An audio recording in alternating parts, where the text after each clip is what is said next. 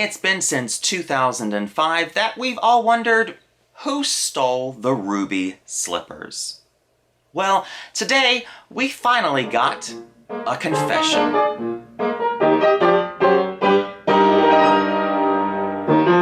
Hello fellow Aussians, I'm the Louisiana Quadling, a Wizard of Oz collector and enthusiast, sharing with you my thoughts, my collection, and a little bit of my musical talent with all of you. And welcome to the channel. Back in 2005, at the Judy Garland Museum in Grand Rapids, Minnesota, a screen-worn pair of ruby slippers were stolen from the museum. In 2018, those same slippers were recovered by the FBI. But exactly who stole the slippers and why were a mystery until today. Earlier this year, Terry John Martin was charged with the theft of the ruby slippers. Previously, he pled not guilty, but today he has changed that to pleading guilty. On Friday the 13th, Terry John Martin pled guilty to a single count of theft of a major artwork. From what the article said, it sounds like a plea deal was made with Terry John Martin to keep him out of prison. This is because of his failing health. I have linked down below, there is some video coverage of a little bit of them entering and exiting the courthouse, and you can see Terry John Martin getting wheelchaired into the courthouse with an oxygen tank. So he is in very poor health. He's 76 years old.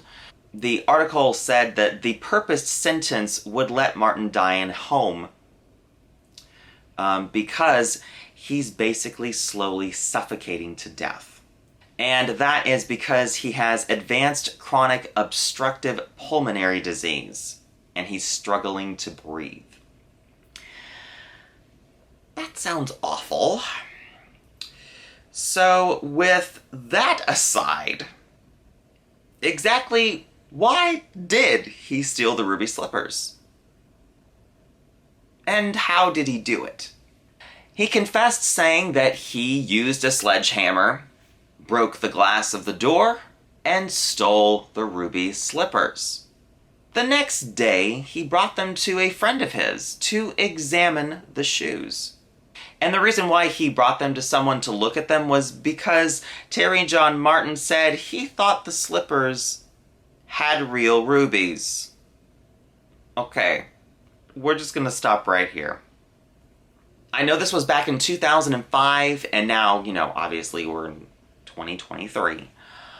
But it never ceases to amaze me how much misinformation is still out there just about the Wizard of Oz in particular. And I mean, even today, we still have it. People still think that someone died on the set of The Wizard of Oz and that it was filmed. And you just have to sit there and shake your head. Among lots of other things that people think were absolutely a thing that happened. I don't know. And then that the ruby slippers don't have real rubies on them. You would think this would be something that everybody knew, but obviously not. Now, this actually does line up with what I somewhat touched on last time I covered this case. Previously, I worked in a department store, and we had troubles with a lot of thieves that came into the store trying to steal clothing, shoes, you name it. And the one thing that they all had in common was that they weren't stealing the things for themselves. They were stealing them to make money off of them, which is pretty much the exact same reason why this man stole the ruby slippers. He wanted to make money off of them. Now, after discovering that the rubies on the ruby slippers were just glass beads, according to the article, he got rid of the slippers. Now, exactly who he gave the slippers to? We still don't know.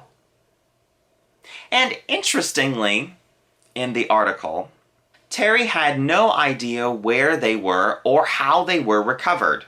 His involvement was that 2-day period in 2005. Terry John Martin also said that the theft had nothing to do with trying to get insurance money, as some have speculated.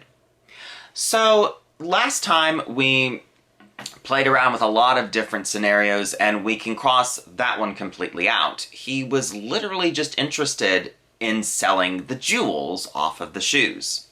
So, we are extremely lucky that the shoes still exist at all, considering who stole them and why they wanted them, and we still have no idea who they were handed to and what they could have done with them. I'm assuming that will come out later on, but imagine if he had ripped everything off of the shoes. Now, I know that, obviously this is not like the last pair of ruby slippers that exist, but considering that there's only a handful of pairs that we know of that do exist, I'm glad they still exist. I don't know about you, but I'm glad they still exist. Now, while none of us can see them because they're still in the hands of the FBI, it is at least comforting to know that they survived this entire ordeal of changing hands and being stolen. Now, exactly who got the ruby slippers and how the FBI got them is still a mystery. Terry John Martin doesn't know, and neither do any of us. Who do you think had the ruby slippers all these years?